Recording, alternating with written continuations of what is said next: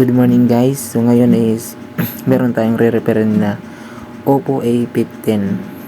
Ang sira po nitong cellphone na to is LCD po. So papalitan po natin ng LCD. Dahan-dahanin lang natin upang hindi masira yung back cover. Then alisin natin yung mga screw sa motherboard. Tapos ganun din sa charging port. Tapos i-remove na natin yung cover niya. Dahan-dahan lang. Then pagkatapos nito is alisin natin yung camera and then yung back cover nya, and then buksan natin yung in-order natin LCD sa HiPark Expert LCD. So goods man yung kanilang packaging, and then install natin yung LCD sa frame. Yan. Tapos ilagay natin yung battery. Tapos i-charge natin kung gumana. Kung gumana naman, hintayin lang natin kung sa menu yun, may password. Alisin natin yung scotch tape sa likod ng LCD at idikit natin yun ng maayos, and then linisan natin yung frame ng LCD. Alisin natin yung mga glue na nadikit dati, mga pandikit, linisan natin. Mag-apply tayo ng T7000 na adhesive.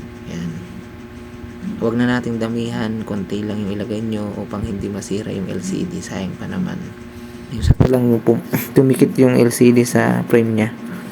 Then lagyan na natin, tapos lagyan na natin yung battery, and then lagyan na natin yung mga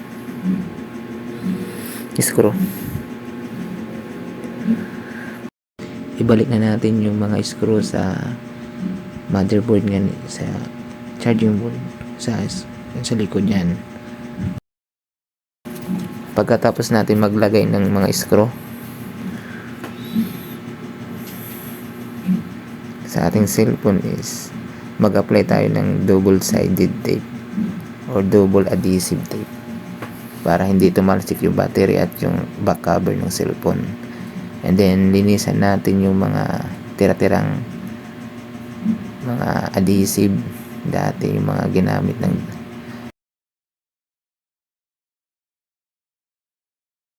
I hope na meron kayong natutunan sa video ito kung paano mag-install ng LCD. Maraming salamat guys sa pagsuporta sa Emiltech. At yun lang video natin. Ayusin lang natin yung paglalagay ng LCD. Linisan natin ang maayos yung back cover, and then ilagay na natin dun. So shoutout po sa mga ating mga sulit na followers. Maraming salamat po sa pag-like, pag-share, and pag-subscribe sa akong channel na Emiltech. I hope na patuloy nyo pa akong suportahan sa aking channel upang mamonetize po sa pagdating ng tamang panahon. Maraming salamat guys sa panunood at pagsuporta ng aking video. And then God bless sa ating lahat. Maraming salamat sa Panginoon at maraming salamat din sa inyong suporta sa aking video. God bless.